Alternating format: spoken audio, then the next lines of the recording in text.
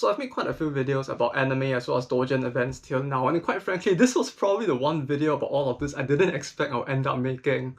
And that kind of sounds like some kind of controversy explanation video thing, but the only controversy here is what the weird smell coming from my toilet over there is. I hope that everything's fine in there. But yes, as the title implies, this is a video about the Blue Archive Doujin events, or to be more specific, Blue Archive exclusive Doujin events that I have been to over the last few months. And the reason why this is a big thing is that if you've seen some of my previous videos, I've always mentioned how when it comes to this kind of Doujin events in particular, typically you tend not to see series exclusive ones aside from Rei Taisai, which is the very big Touhou one. In fact, if you look at even Love Live back in 2012, I believe, in one of the previous videos before this, I actually brought up a tweet where people were talking about an event where people who went overly early got punished. That event was a mix of Love Live with Girls and Panzers and a bunch of other series, so even back during 2012 when Love Live was quite near its peak, you didn't really see as much of this kind of exclusive events, even for Love Live. And so the fact that we're only into the second year plus of Blue Archive since its second anniversary, and there have already been 2 exclusive ones, was actually quite a big surprise to me. So obviously I went down to both of them, and initially when I saw the first one I was quite excited. Not so much because of the fact that it was a Blue Archive event, I mean that was part of the point, but more importantly, it was the first event I've seen in like this last few years that actually didn't take place in Yokohama, but instead in central Tokyo. And to emphasize that, like, how big that is, it's like, it probably matters to no one else other than me since I live in Tokyo as well, but you have to understand that this is the difference of me being able to cycle there within like 15 minutes as compared to taking a 1-hour train ride with the potential to miss the train and end up taking 2 hours instead. It's a very big difference. And to top it all off, I don't think I've ever seen the location used before either, so it was quite interesting to me to go down there and see what the location itself was like. From what I heard, the last 2 times this event took place was also there for the first one. And then for the second event I went to, it was back at Yokohama again, so we went back to the usual suffering as usual. But let's talk about the 2 events, Sanctum Archive and Sensei no Archive. Yeah, they both have the word archive in the name. Could they not have thought of something else more interesting? It is what it is. Maybe they could have got me to do it, and I've probably given them something as horrible like a...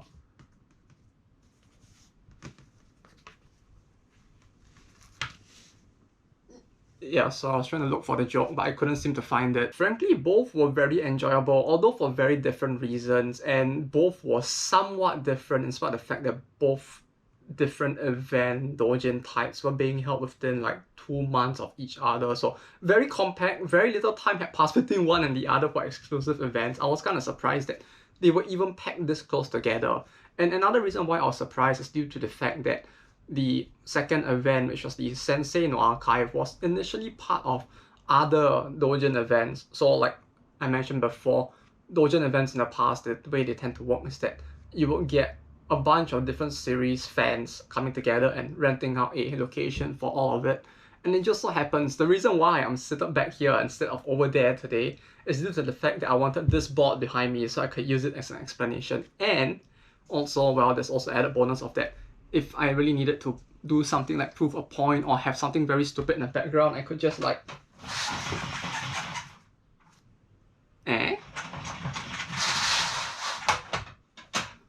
So that is very convenient, but come over here, come a little closer, let me show you guys something.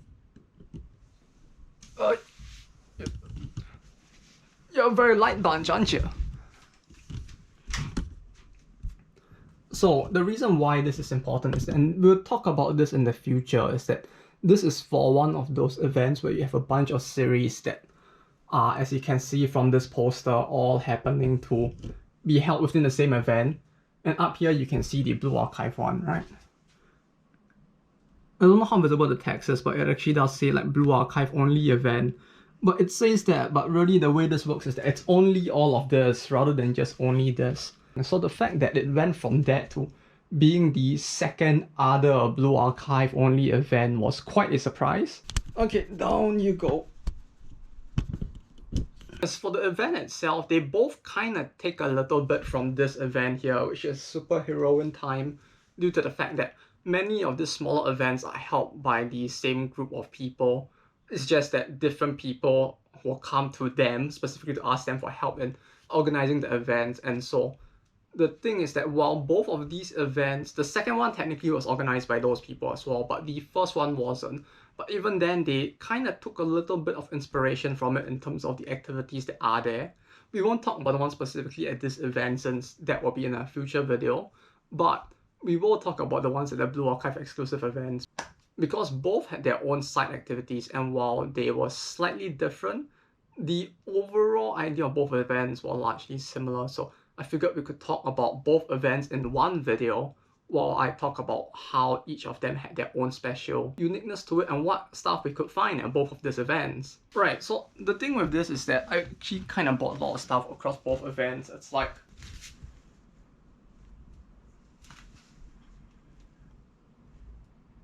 okay, yeah, I think I might have a little bit of a problem, it seems like. So here are the catalogs for both of the events. This one is for Sanctum Archive. As you can see from the very hard to see T over here in the Sanctum, they replaced it with the cross that is in the logo of the game, which is a funny touch. This one actually doesn't state who the artist is on the front. It does state back here who the illustrator is, unlike the one for Sensei no Archive where it outright states up here who the artist is and you have the art itself. Kind of cool that both actually use a different character for the art. I mean, it probably makes sense since they both know what the other's gonna do to some extent. And it's different from the one that you saw on the board back here since that was from the previous iteration of this event before it was its own thing. I believe the art for this one specifically is done by one of the artists for Nanoha, which is the series with the very violent little girl who punches people into becoming her friends, but not important to this, but it's just a little bit of trivia, I suppose. So while I say that these are IP-specific events, like these are both specifically only for Blue Archive, kind of like how Reitaisai is only for Touhou, it's still a little different in the sense that this feels a little more like Comic 1 in terms of its layout as well as the stuff that you can see there as compared to Reitaisai. Because Reitaisai, it really does feel like it's in a bit of a league of its own due to the fact that you get a lot more stuff due to the fact that the IP isn't held by a company, but by one very friendly drunk guy who is willing to let others use it to do whatever they want. So you tend to see a bigger variety of stuff being done at Reitaisai as compared to most of these other events. Like you don't get things like a car show, you don't have displays of all the games that are about to release for the series or the IP due to the fact that many different people are making their own games. You don't have officially recognized stores selling goods and things like that. You do have a lot of doujin groups, more so than Reitaisai, I believe, but for these events, you don't really get that level or scale of variety in terms of stuff that you can see there. That said, even though it's a doujin event, there wasn't really much NSFW content as well, and I don't know if that's something that most people probably are not as satisfied with. I know that like the impression of doujin stuff outside of Japan tends to be like, oh, it's for loot Kuma stuff and all that, but for both of these events, that's not so much the case. With Sanctum Archive, the entire event had 151 different doujin booths or doujin circles there, and out of the 151, which was split between two floors, the first floor on the lower one actually looks pretty fancy. Actually, the whole of the building that Sanctum Archive took place in this time was very fancy. The only issue is that it's a lot smaller of a venue than where the Sensei no Archive took place in, which was the usual venue in Yokohama. So while it looked very fancy, it kind of ended up with this very big jam, as you can see over here, where essentially just trying to get to the back row took quite a lot of time. I think I ended up standing at the exact same spot and only moving forward like step by step every like 10 seconds or so. So you really didn't really get to progress much, and even when you get to the booth that you want, there's not much of a possibility that you can just like stop there and have a chat with the... That said, all of the circles on this first floor, from the entire hall area that you can see here down to the small fancy looking atrium with the glass window-ish wall thing that you can't really look through over here, all of it is actually safe for work. It's all family friendly stuff, making everything from get parody books to goods as well. So we'll talk about that, the stuff that I found a little later. And even for the second floor, you might think, oh, that's where all the Kumas are, aren't ya? Well, you're half right, because they took up like maybe half of the second floor, so a mass majority, considering the fact that the second floor is also smaller than the first floor, happens to be safe for work. I would say maybe 75% of the staff to maybe 70% thereabout. That happens to be the norm for both of this, which was quite an interesting thing to see because it meant that I could find a lot more hopefully interesting stuff for you guys to see while I talk about what we found there. But yes, in terms of interesting stuff that happened during the span of the event's time itself, I think Oni Sensei no Archive had something that was quite unique this time around. On the one hand, this feels like it might be due to the fact that there was just so much empty space that they wanted to find a way to cover for that as well, since when it was like 150 circles, you kind of had enough stuff to look around and walk around for quite a bit. But when it came down to like this, where it was only 60, you kind of actually got a little more of a activity thing going on where, as you can see from the video over here, they kind of just had this area at the side where you kind of could go there and just make your own little 4-coma thing using the problem solver 69ers, 68. And the way you do it is that they had just a bunch of like panels of each of the characters there. You would just paste them onto the thing and write whatever you want onto it. And then you basically make all of this and it's just put up for display in the back over here, as you can see. It's just a very fun, small little thing you can do just to dig around, and they do give you something, which is this 2-page manga looking thing made by the artist who provided the art that you could use for the parodies 4-comas that you're making as well. Mostly just there to explain to you what this 4-coma thing is and how you could do it, and it's just one of those like parody tutorial 4-coma things you see a lot of games do as well. Interesting thing about both of these events is that like most other small events of this size now, they actually do have a after party event. So this after event is something they hold at the end of many of the smaller events due to the fact that most of them are either organized by the same group of people or taking inspiration from those, since those are some of the bigger, smaller events. It doesn't roll off the tongue as well, but basically the biggest of the smallest events are the ones that tend to be used as inspiration for the others, hence they tend to be a bit more similar in this regard. And no, it's not some kind of cute and funny appreciation gathering thing, user slots. Instead, it is more of a interactive event that happens after the main event itself, where they give out stuff to people who attend the event in some kind of interactive competition of sorts. So after the main event itself ends, they basically gather all of the people who want to participate in the after party and put them together in another part of either the hall or room, depending on the size of the event, and there they just basically play a bunch of games where you could win super prizes. And most of the games are pretty much RNG based, so you gacha lords are probably already salivating just thinking about it. But essentially for the events, it depends on the type of stuff that they get. For Sensei no Archive, essentially it's split into 2 parts. So at most of these events held by this group at least, it tends to be the case that you would see them line up this bunch of skishis over there, where the people, the artists, or those who are just like regular attendees can choose to draw and put them up, and this will be given out at the end of the event in the form of lucky draw. The way they would do it is that they actually have it's no longer here so you can't really see it, but they have a survey at the back that you do, and then you just submit it and put it into the right box for you want to participate, and they will essentially put you into the lottery to win it. So it kind of looks like this, as you can see the video running on screen right now, where it's like they will show off the shikishi that is being given, and then they just pull a name out of the box and give it to whoever. This in of itself not as interactive, it's just more interesting since you can see a lot of the art that all these artists are drawing, and maybe find another artist to follow if you're very into looking for all this different smart art as well. Sanctum Archive didn't have that one, but it had a much longer segment for the giveaway of other stuff instead, in what is typically called the Janken tournament or the rock paper scissors tournament. That and the day of Sanctum Archive, there was a pretty bad typhoon the day before. If anything, it was actually kinda questionable whether the event could even run due to the fact that there was that going on, so it was kinda cut short as well. So there might have been more planned initially, but due to the fact that they had to start later to ensure that everyone could arrive on time, and they couldn't end too much later since the event venue was already booked, the event kind of got cut short a little. And as usual, you know me, right? I'm a professional gambler. I'm very skilled at ensuring that I try to get something and not getting it instead. But thankfully, this time I pulled through marginally instead. So I went to both of the different event types and I participated in the giveaway for both as well. And the thing is, the first time around, I kind of couldn't get the Shikishi. But I did get one in the end from Sensei no Archive 9, which is pretty neat, I would say. Like, this actually looks pretty good. Haha! My hand is not touching her, is it? There we go.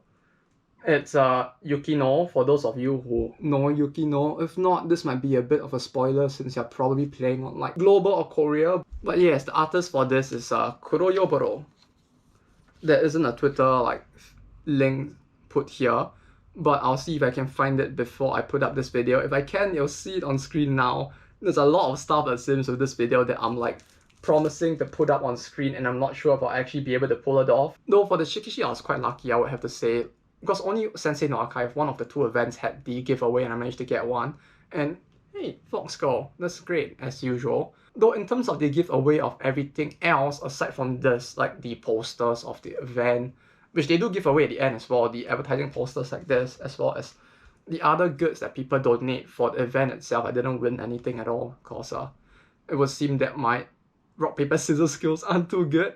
I only won once, which was the time I got this and the something else that you'll see in a future video, but in terms of Blue Archive 1, I didn't win anything else, but it's pretty hype. Since we don't know what it's going to be given, and since most of the items are actually donated by others or scrounged up by the organization committee themselves, we don't know what's going to be there, but you do see a lot of old stuff that just suddenly pops up there, which can be quite hype, especially for the more varied ones. For Blue Archive, there's only really 2 years worth of stuff, so you do tend to see quite interesting stuff. Like, I found someone who was actually giving this out. I didn't win this there, this is the one I had before. For the Blue Archive 2nd anniversary scavenger hunt that happened at Akihabara, I think they were giving out the file as well as this and some of the other stuff you could get at that as well as the 2nd anniversary event. Stuff from before that, all the good sales, official ones that actually went out of stock. Some Doujin stuff people have made in the past, which they themselves wanted to donate to this segment specifically rather than sell. There's a lot of different things you can find there. It's like, it gets kind of hype when you see everyone all getting excited for these same few goods or items, and they're just like, everyone's basically going into a rock, paper, scissors battle royale to try and get the item. I feel like this is one of those things that people would tend to miss out on, because like, unless you knew that it existed and you're willing to stay all the way to the end, it feels like a lot of the people who come for these events may just come, walk around for 1 or 2 hours and then just leave without realizing this is at the end. So personally, this was one of the segments of the event I really wanted to share. So when it comes to the event itself, I think that's pretty much all I have to introduce. And typically, this is the part of the video where I talk about all the stuff that I bought there and some of the interesting stuff you can find. But then I realized that, and I've already recorded a lot of it, that I have like 48 minutes that I bought of video for all of that. So if I were to try to introduce all of that, even if I were to be able to shave off some time, it'll probably be a 15-minute to 1 hour video. And that might be a bit too long. So here's what I decided to do. If you're interested in seeing all of that, do let me know in the comments down below, and I will get to work on that and eventually release it maybe sometime this month. But for this video itself, I'm just gonna pick out these few very important ones I want to show off, and we'll just go through those before I end off the video. So let's get right into it. Okay, so someone actually made these, which are like mobile straps with the characters except in a Kokeshi doll style. Except for Parallel, because Parallel is already a cock, so he does not need to become a cock Keshi, like the rest of them. When I spoke to the creator of it, he mentioned that every single one of these are supposedly handcrafted, so he did not 3D print this, he did not get someone else to produce it, he made every single one of this himself. And I think I have a picture of the stand itself, like, it actually looks like this, and if that is true, he actually made every single one of those. Figured may as well just show it to you guys, as in both these and the stand itself, because it's actually quite basic that he managed to make all of this on his own. They're quite cute, to be honest. Like, unfortunately nowadays, it does feel like most mobile phones do not come with a strap like this anymore, so I don't know if we can really use it unless you're planning to go back into the past and use a feature phone instead of a callback to a video I made in the past, I suppose. So if you remember, I made a video about Doujin music quite a while back, and in the second video I talked about a music band called Aromaron or Kadin Harp. And during that video I talked about how I pretty much quite enjoyed their music. I went back and purchased the first CD because I only had the second one at the time for some reason. But more importantly, aside from that, they also had something very interesting, which was this after-school quiz waltz. I don't know why it has the word waltz in its name. In the Japanese, it just says after-school quiz club, but somehow club became waltz. It reminds me a lot of those like Hong Kong dramas and how they used to mess up the English names completely. But so this card essentially gives you a link to the page where you can download the quiz, and I downloaded it. You can see me suffer with the quiz over here. 放課後スイーツコラボした全チェーンといえばスイーツパラダイス。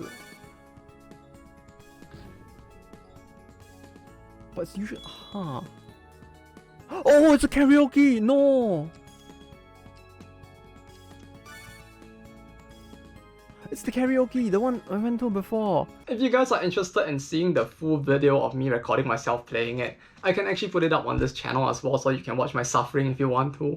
These ones, it's a little harder for me to give a full review for, in the sense that Sanctum Archive, I enjoyed it, but it's hard to say if the event is truly as good as what I think I saw on that day, or if it's as bad as what I saw, due to the fact that the event kinda got disrupted by the typhoon that happened the day before it. So it's hard for me to say that this event is like this or that without going to another one, but in spite of the fact that stuff got disrupted, it was still a very enjoyable event. So, but I do recommend checking it out if you get the chance. Maybe if you plan to fly to Japan during one of the times of the year where this event is already happening anyway, since they happen in spring and summer both, I would say, yeah, do it. Try coming down for, even if not for one of this, maybe one of the rest of these, just to see what Doujin events used to be like, what Comic Cat used to be like before it became overly excessively populated with people swarming in and making the event as massive but as crowded and restrictive as it is. And the thing with coming for an event where there's a much bigger variety of series also means that you're gonna be exposed to even bigger of a variety of people, and therefore you're most likely to see even more interesting stuff in terms of the goods that are produced or the stuff that people are recreating, due to the fact that there's a much bigger pool of people who are actually attending these events, and even more people from different walks of life making different things that might be interesting to look at and experience when you go to these events. That's all for me for today. Hopefully this video was enjoyable. I don't know how enjoyable these types of videos are. I know some people like them. I'm very grateful for that. But yeah, do let me know if you enjoy this style of videos. I'm still planning to do more of them anyway, so don't you worry. Or if you don't really like them, I'm sorry.